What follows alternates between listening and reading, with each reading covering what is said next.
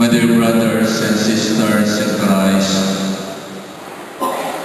kimpong pamimiyat tamo, dakalabagi tamo papansinan, dakalabagi papansin tamo, at dakalatao ang magpapansin. Dakalabagi tamo papansinan because it is very ordinary. Sana'y meras kay puntong uling kaya bebe ang do'y kasama mo, mo na papansinan. Yan siguro din babay magpalagulang, bang panedo mapapansin, ting karelang mister. Sana'y nalagyan ang puntong uling aldo, luluguran ang imamo. Sana nalagyan ang puntong mo na papansinan ni Mamo. Uling masakit siya, matuwane, nakasisiklot kaya dalan-dalanan mo na mo. At sana, minasket ang punto mapansinan niya may Mamo. O nakatsunay kilunding kabawa. Sana minasket ang puntong because of the ordinariness of life. Mo na papansinan din penari at milawat na galang karera.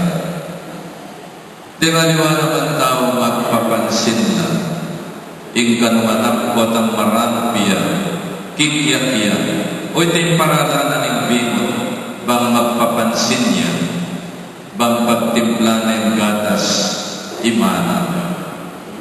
Tingaliwanag magpapansin lang, kapaminataning karela bayo imala, bayo ang gupit, bayo ang biblas, kapansin-pansin, o kaya naman, magpapansin ka. In the world of showbiz, talagang magpapansin ka. The limelight, kikis na paimala, malabong butis at miyaya ni Wapa, talagang magpapansin ka. Yung showbiz. O kaya naman natin daw kapansin-pansin, uling masanting laugali. Kapansin-pansin lang, uling dakal-labalo, may karal na. Kapansin-pansin daw uling natin lantanan, akapuri-puri, apwede namin pagmaragod. But dear brothers and sisters, puri ng Diyos ngayon maging kapansin-pansin tamo bilang anak na. Maging kapansin-pansin tamo uling angat tamo panugali. Kesa ka rin tamo walang Diyos katawan. Kesa ka rin tamo walang kasalpantayan. Bilang mga Kristiyano, kailangan kapansin-pansin tamo. Ingkira tamong panugali at pamimiyemye. Nanisasabyan na po kaya tamo ng gospel reading ngayon. It is a very tall order, pero simple yan kabandugan. Na nagsasabi ng gospel tamo, be perfect as your heavenly Father is perfect. That is a very tall order. Makananong tayo ang atularan ng Diyos sa perfect. Diyos niya, tao-tao mo. Nanaguri ng sabihan. Puri ng sabihan, prove yourself as God's children. Patunayan mo, anak na kaning Diyos. Kaya naman yung nakakapante ng Diyos, uling perfect niya, talaga naman, imperfect tao.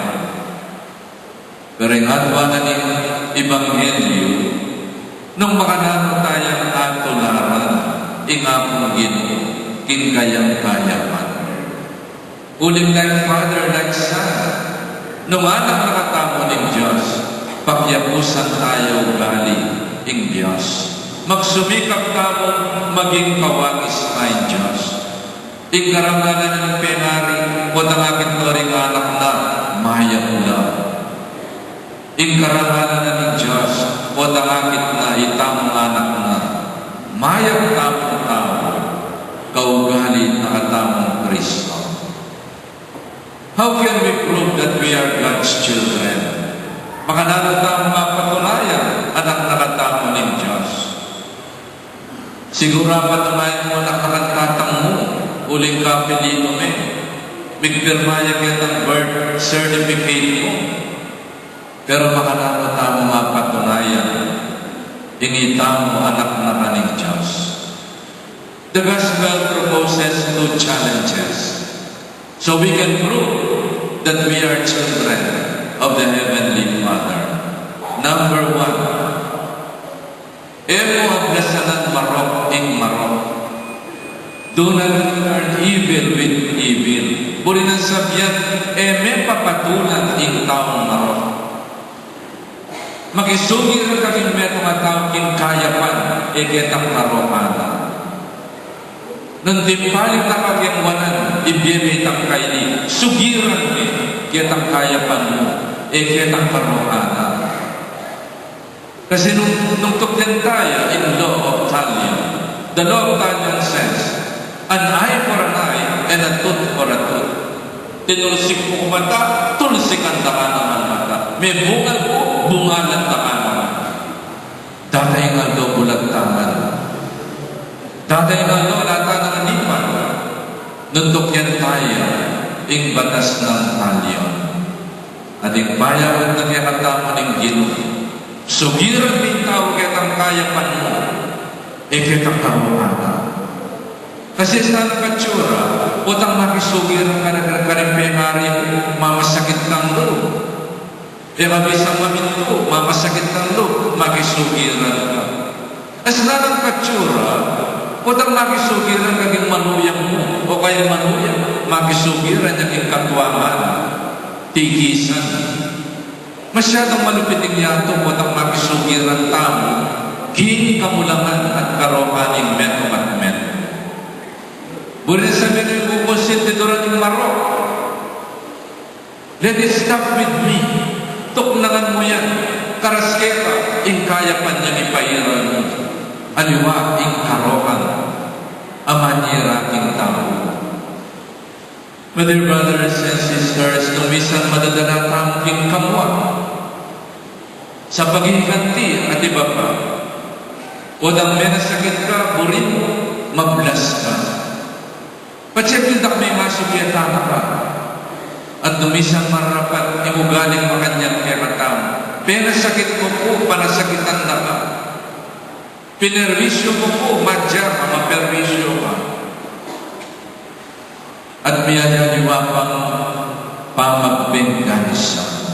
At yan ang burining Ginoo, ing pamagbenggansa.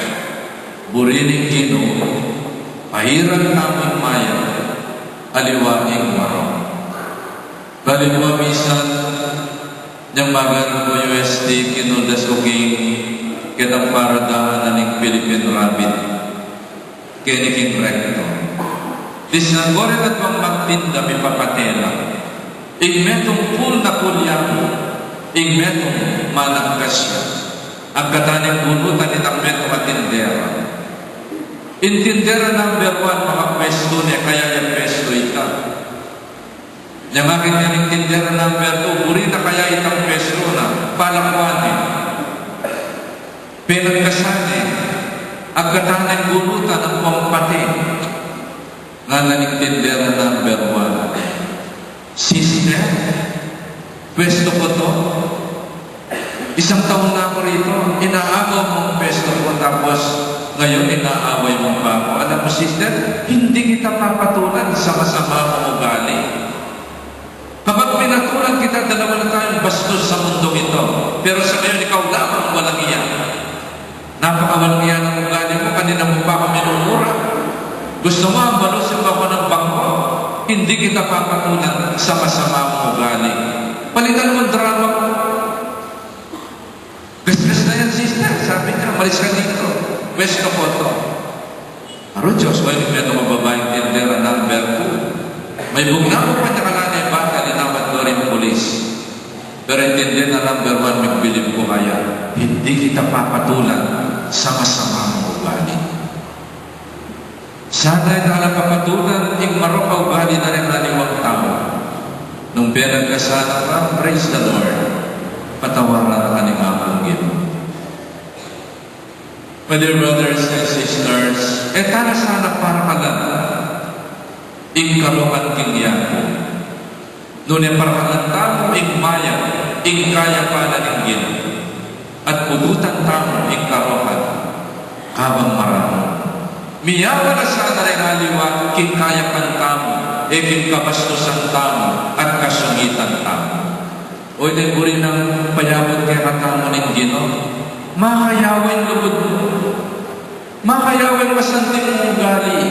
May pakariner kaya pa, inablasanan mong mayab, ingkabastusan mo kaya pa. Sana may pakariner na rin marapatao kaya kaya pantamo. At sana blasan tamong mayab, ingkarokan na rin haliwa. Kakadwa sa sabyan kaya katamo ng Ginoo, luguran min kasalang mo at panalangin mo retang manusik kepa. Masaguling sabyan, pero masakit daptan. Alatamang pamilwa, karintawan ng Diyos katawan. Alatamang pamilwa, karintriminal na makasugol ng munting lupa. Alatamang pamilwa, karintawan ng tamang kalakasekta. O kaparewas ang pantayanan, detang kalukuran tamo, detang mong malugod kaya katamo. That is so easy to do. That is very ordinary. Masabol lang luguran detang tamo, lugod kaya katamo. Masabol lang luguran detang mayam, detang masanting, detang maganaka. Detang alang problema ugali, masabol lang luguran detang tao, masabol lang pakiutusan. Uli kaya nakatamo din ang problema. Pero mana ng Ginoo, luguran may kasalang mo. At pangadin mo rin ang umusik kaya at manira kaya kanita mo katunayan, kini ka, anak na kaning Diyos. Igsukatanin kaya katamong pama-Kristiyano. Alala ka rin ang pamaglugod ka rin taong masabaling luguran. Igsukat na ni pama-Kristiyano tamo at suya ketang ika pinadibig. Idan taong minira keta. Pepatawaran may itang taong may kasala keta o itay patutok at patunay ng pama-Kristiyano. Masabulin lulugod ka rin malugod keta. Alam mo pepatunayan.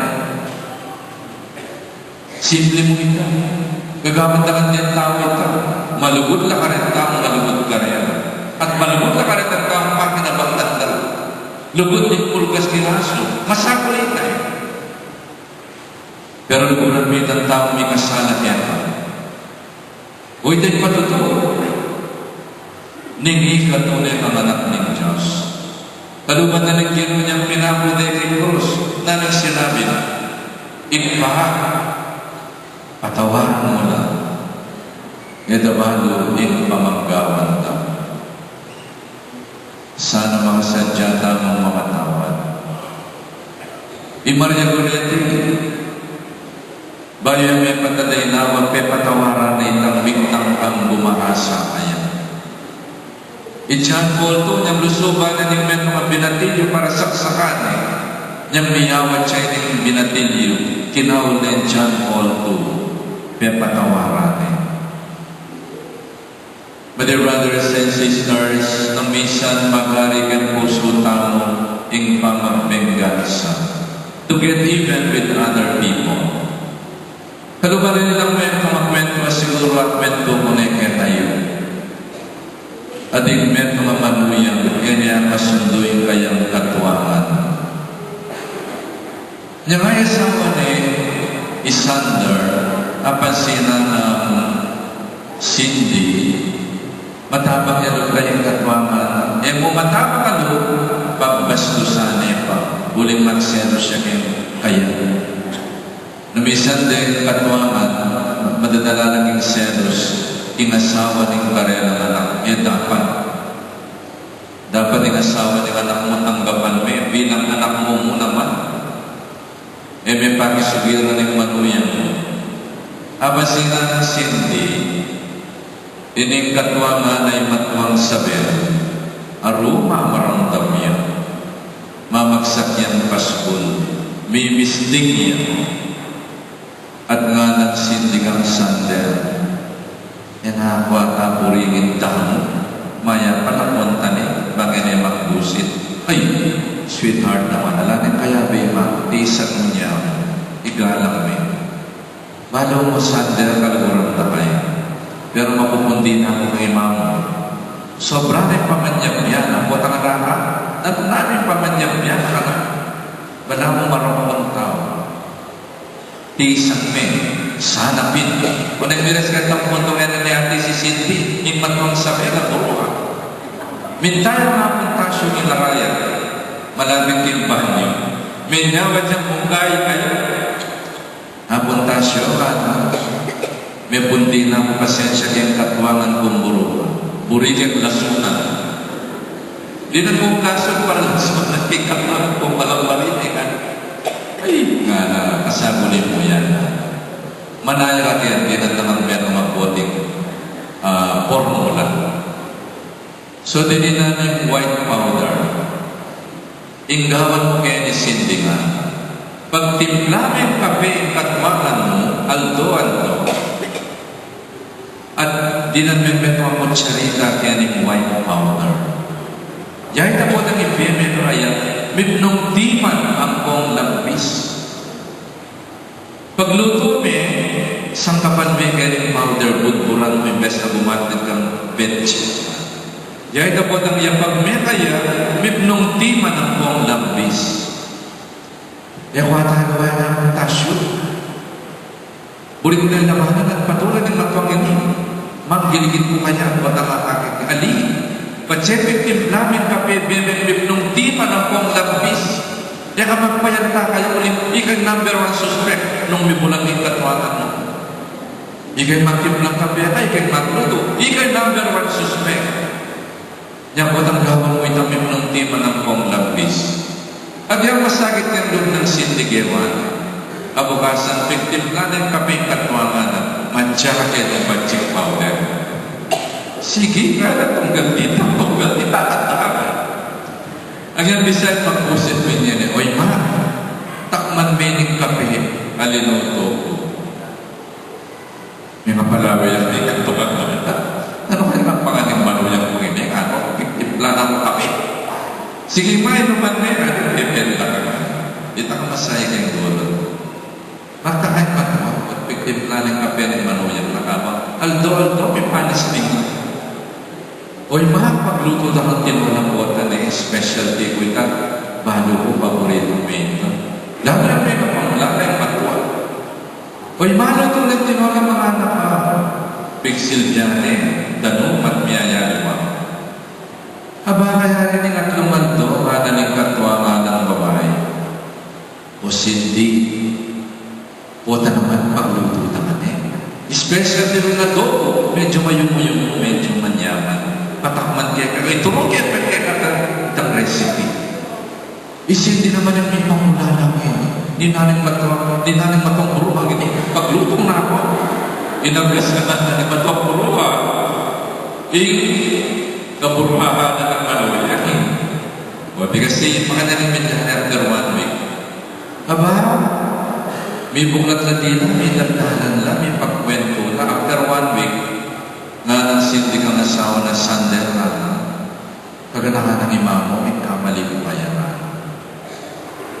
Isabel naman lilipat siya ng bale, at sabi ng RSCP ng bale, tinod pong manuyang, kaganahan ng manuyang ko, O di kasi pagpunan kanya lang, 1 week before 1 month, after 21 days, na nagsinti, makukonsensya ko. O talo ko lang mo na yata, matutulog, hindi, burang dapat. Yan na kayo may pagurumang, may kasundo na. Binigyan niya ang tasyo. Ang tasyo, akala ko konsensya ko, at may kasundo kami at may kalugod kanya muna ng katwang bumurumang. Ngayon may mamurumang. Aldo, masaya kami, may pagkwento kami. Ang nagketang magluto, at tiro na ako pa, paretang recipe na. Uli-uli ang puntok na nga